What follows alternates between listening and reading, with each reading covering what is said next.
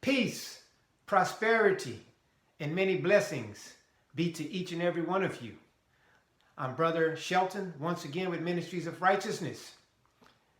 As we begin this new season, this new cycle, as I stated last time I was here before the end of the year, that I would be incorporating a finance ministry with our current ministry.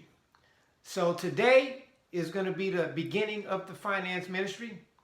We're going to call it Finance Fridays, as we will be doing the finance ministry on the first Friday of every month, giving you some good financial tips that can help you along the way, as I have 30 years in the accounting and business profession.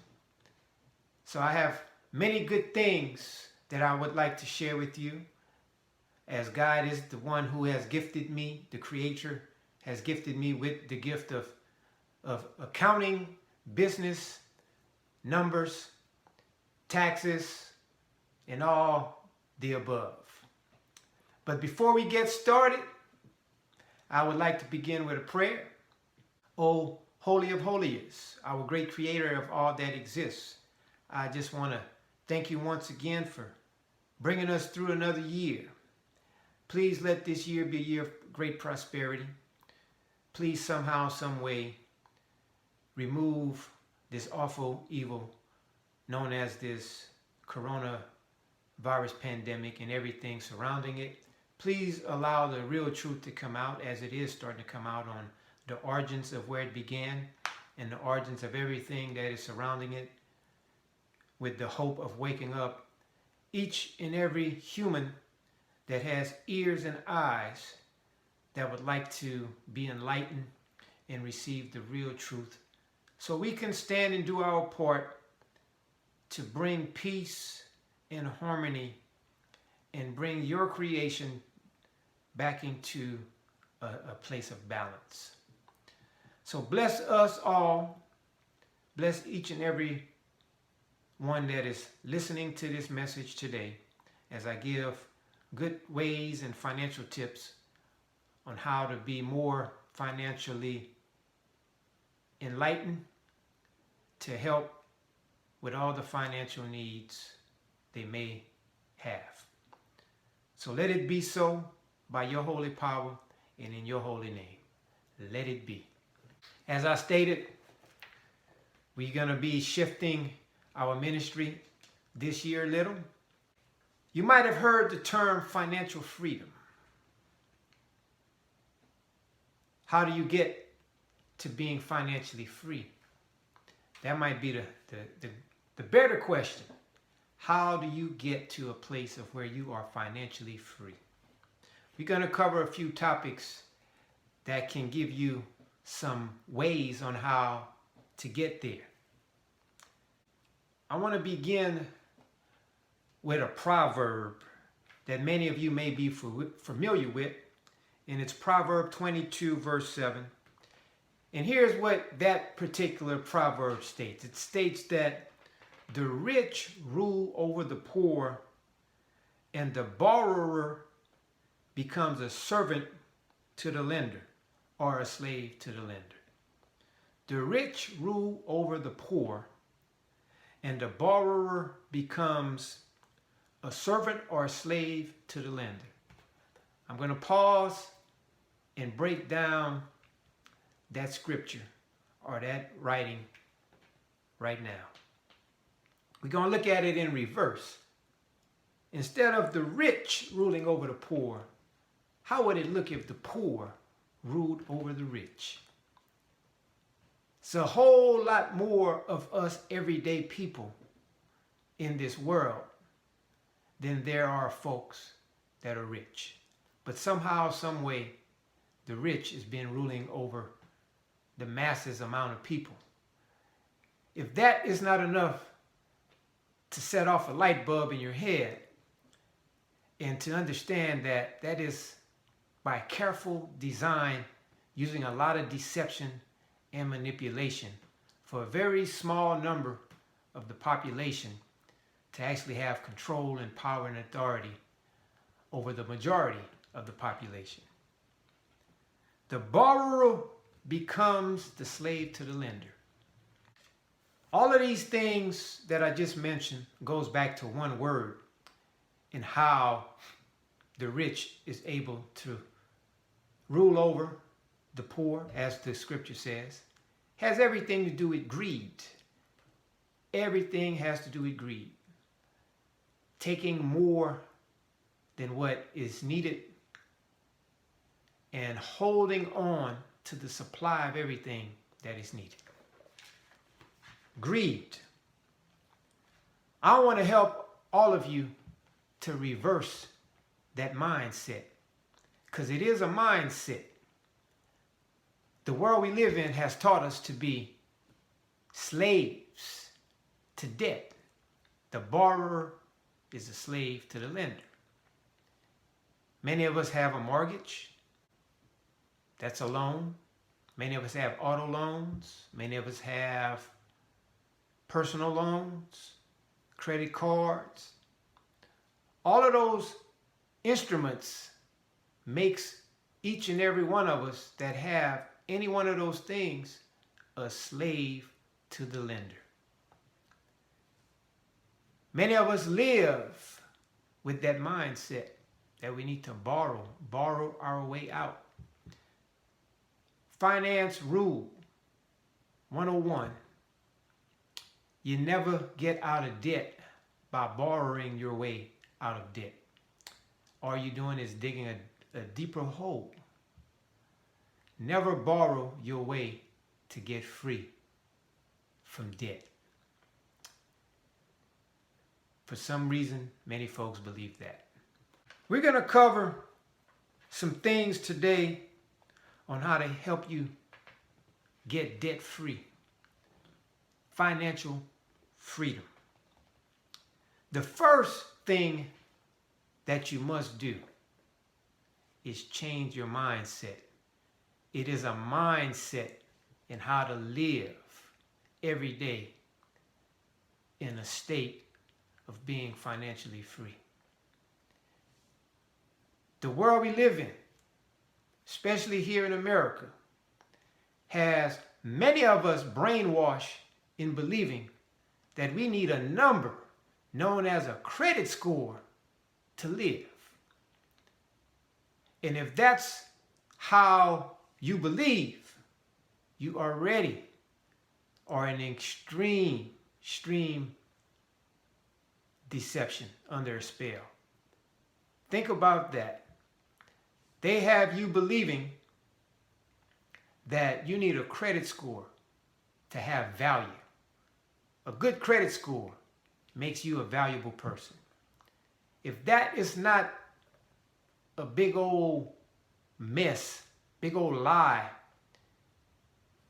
and if that's what you believe, your worth as an individual, as a human being created by the Creator up above, that many of us call God, then I'm sorry, I have to enlighten you and awaken you. A credit score does not determine how valuable you are as a human being. So get that out your mind. Get that out of your mind. That is the game. That is the trick that is used basically to keep money out of many people's pockets. Because if you have a low credit score, they basically try to say that you're worthless, that you are no good. But if you have a high credit score, you're valuable. And if that's the thinking of many, as it is, that is just a bad, false way of thinking. You don't need a credit score to be valuable as a human. Financial freedom has everything to do with your mindset and understanding what it means to live by a budget.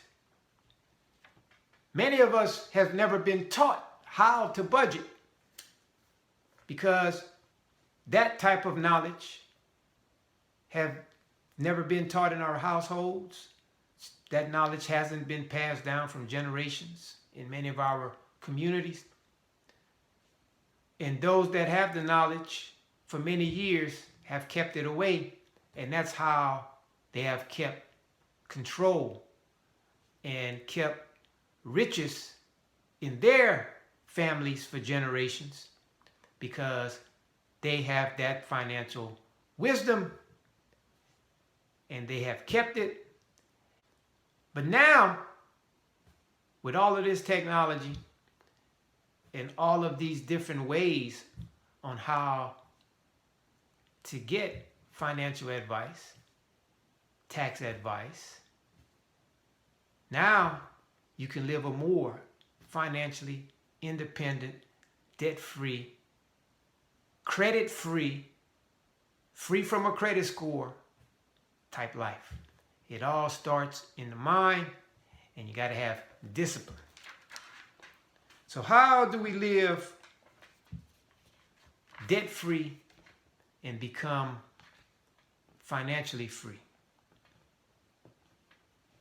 One of the first things you have to do is understand what the difference between a want is and a need. Many of us have our spending habits focused or centered around things we want. And most of the time, the things we want are not the things we need. For example, we need a home. Do we need a big old fancy home, 7, 8 bedroom home? Or do we just need a home with a roof over our head? We need a car. Do we need a car that's reliable and economically feasible? Or do we need a Mercedes-Benz? Or do we need a BMW? I'm guilty, I had one before. Or do we need a Cadillac? Or do we need a Bentley? Or any other one of those fancy cars? Hope you're starting to understand the picture I'm starting to plant. Needs and wants. Many of us fall for the wants and we disregard what we really need. The first thing to understand about finance is you have to understand what it means to live below your means. Many of us want to keep up with the Joneses because that's what the world tricks us to believe we need to do. Well, hey, this new car came out and it have all these high-tech features in. Nothing is probably wrong with the car you have, but because it has all these different new features, that's what you want. So hey, you go trade in the car, might take out a higher note, and now you might have been close to paying the car you had off, but now you go and take out a note and now you stuck with a new note. Again, the borrower is the slave of the lender. Now you stuck again with a new note for another 7 years. And that's kind of the repeated cycle that many people do just to want to be keeping up with the Joneses. They feel they need a new car every 2 or 3 years. Many people lease cars every 2 to 3 years. I have folks that ask me, can I write off a lease on a leased vehicle? If you own a business, you can. But if you're doing that in a personal way, you can't write it off. It's a loss to you because you got to keep those cars within a certain amount of miles. And if you don't, at the time the lease is up, you'll be penalized. And then you still don't own the car after been paying a payment on it. You don't own it. Now you got to turn around and either release it or lease another one or maybe buy another one. And then now you have to take out another loan, therefore becoming a slave again. That is not a smart way to go about things. You should not have your budget centered around what you want more than it's centered around what you need. It should be the other way around. Your budget should be centered around what you need, first and foremost. Food, shelter, clothes, the basic necessities, a roof, decent roof. Doesn't have to be all extravagant.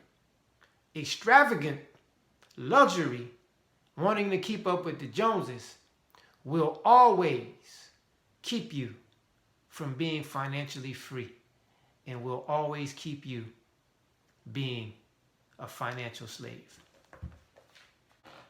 Set your budgets to where it's centered around what you need and not what you want.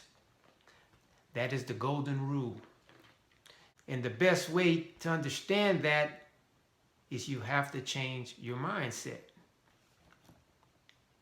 Credit cards. I tell people, if anything, you should have one credit card, only for emergency purposes. That's it.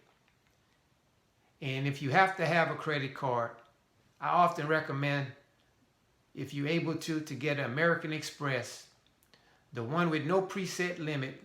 Therefore, whatever you charge, you have basically a 30-day grace period, interest-free kind of a loan.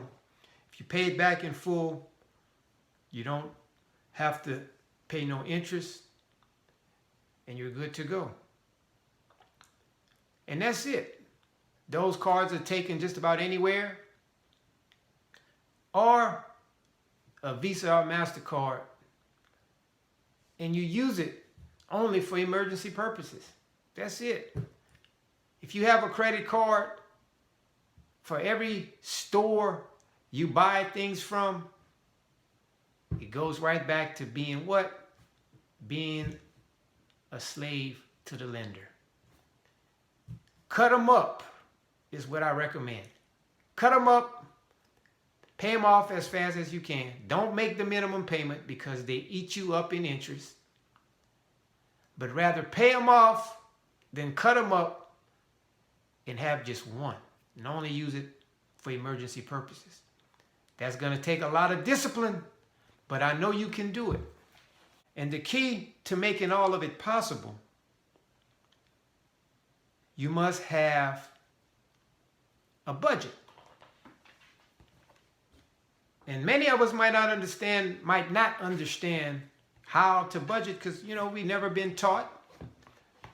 But I'm going to put a sample personal budget. You will see it on the screen.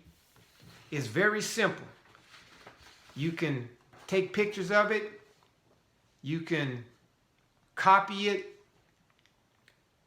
And if you just take that simple personal budget and you jot down monthly all of the things you need to spend money for, you'll start to see where your money is going, what it's going to, and then you get to also see, is it really worth you spending the money on some of the things you're spending the money on?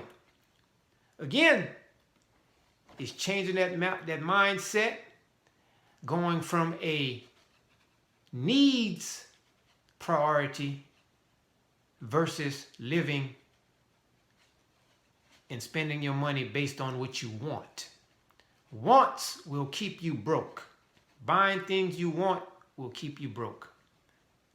Getting what you need, living below your means, you always have the things that's necessity, and you always have a few extra bucks for whenever you want to take a vacation. You might want to decide to buy you another car or whatever, but you'll have that extra money to do so, and you won't necessarily have to take out credit and become a slave again to debt. So those are some simple things that you can do. The personal monthly budget, as you see on the screen, it has everything from housing to transportation costs, insurance costs, food costs, pet care, personal care, entertainment, loans, taxes, savings and investments, gifts, donations, legal fees. And then it totaled each and every section up. So therefore you can look at, and it breaks down how your money is being spent. So you can look at it and make better financial decisions. And you can start to shape your life in a way that's not dependent on credit, that's not living based on what you want, but living with a good understanding and living with a budget. The thing that I see the most that eats away at people's personal finance is one thing: wasteful spending. Well, you might ask, what is wasteful spending? Again, it has everything to go back to the things you spend your finances on, or your money on, the things that you want. You might see that new Gucci purse, or that new Coach or Louis Vuitton purse. Might be $1,000. Do you really need another purse if you're a lady? You might probably have 20, 30 purses already in your closet. Do you really need that new Gucci purse, that $1,000 purse? Or do you think you can push that off to the side and say, hey, I have enough purses already. It's not really a need for me to get another purse. I want it, but do I need it? If you start making decisions based like that, you start to make better financial decisions for your life. And I guarantee you, if you save that $1,000 and you let that $1,000 age over a short period, like 12 months, I've realized on average, wasteful spending amounts on average to at least $1,000 a month. And I'll give you some simple examples. Many of us, we eat out every day, 3 times a day, for 3 meals. Many people eat out for breakfast, lunch, and dinner, 7 days a week. That's wasteful spending. If you don't know how to cook, I recommend you download some cooking videos, download some recipes, learn how to cook. You'll save yourself a whole lot of money than trying to go eat out every day. Eating out is wasteful spending. I'm not saying you shouldn't reward yourself. You work hard every now and then. Yeah, it's good to reward yourself. But don't make it a regular thing to where you're eating out every day. On average, if you're eating out every day, on the bare minimum, if you spend on average $20 a day, just think about that. That's on eating out. That's basically saying you're spending about $7 for breakfast, lunch, and dinner. $20 a day times 5 days a week. If you're working and you're eating out every day, that's $100 right there, just in eating out. And if you're doing that on the weekends too, that's $140 on a weekly basis. Multiply that times 4 weeks in 1 month. That's about $500 you just spent in eating out. 500 times 12. That's $6,000 you spent just wastefully eating out. Just on that. I'm getting to that $1,000 a month at least. Say you want to go out. You want to go out, have you some drinks, hang out with your friends, you go to the bar. When you're single, you do those things a lot. Might be out there 4 times a week. When I was single and young and I was dumb and didn't understand and have the wisdom and knowledge I have now, yep, went out, have a good time, partied, had a lot of fun, but a lot of nights I come home broke, scratching my head. Hey, got to pay these bills. What I'm going to do? I didn't spend my bill money trying to have a good time. When you're young, you're just thinking about having a good time. You're not thinking about budgeting. Sometimes go out, spend $500 a night just at the bar, trying to be a big baller, shot caller, VIP, all of that stuff. And at the end, it doesn't do anything for you. It don't help you. It actually takes away from you, make you stress out more. It don't do anything for you besides a simple night of pleasure. So if you're doing that on a regular basis, and I'm going to say on a low scale that if you every time you go out, have you some drinks.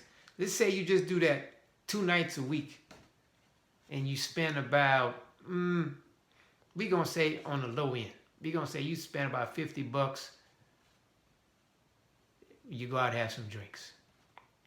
And $50 is only probably about 3-4 drinks at the price these drinks are now.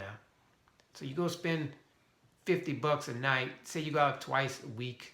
That's $100 a week. So that's another $400 in a month. So the amount you spend on eating out every day, plus going out and partying a little, that's already $900 in 1 month on wasteful spending. Now you starting to plant the picture. Now just think if you save that money just for 1 year, short period of time, a year, time, fastest thing that ever passed in life. If you let that money age, at the end of the year, you don't touch it, you discipline yourself, you put that money off to the side, savings account, however you want to do it. You look up, you be right at close to 12 grand, short period of time. Guess what? That's 12 grand you got. It's always better to let your money pile up. So when you go and you start taking out of the pile, if you have a pretty large pile, whatever you take out won't hurt the pile that much. But if you don't pile nothing up, and every time you got a little bit, you go take it out because of what you want or because of wanting to keep up with the Joneses and going buying this and going buying that, you're working against yourself and you remain a slave to the lender. Those are just a few pieces of information that can help you. I hope it was enlightening for you today. Again, you'll see our ministry information preceding this message. You can always call us. We're here to share all this wisdom. I can't die with it, so I'm going to give it out the best that I can and hope that you can learn from it and that is doing you some good. So until next time, I'm Brother Shelton, Ministries of Righteousness, on the Finance Ministry, Finance 101.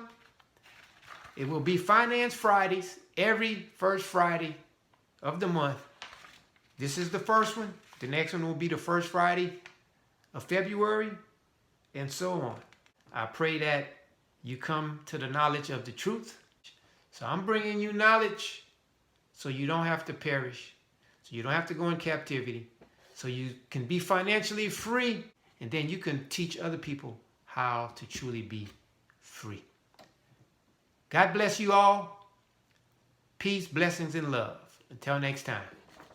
Bye-bye.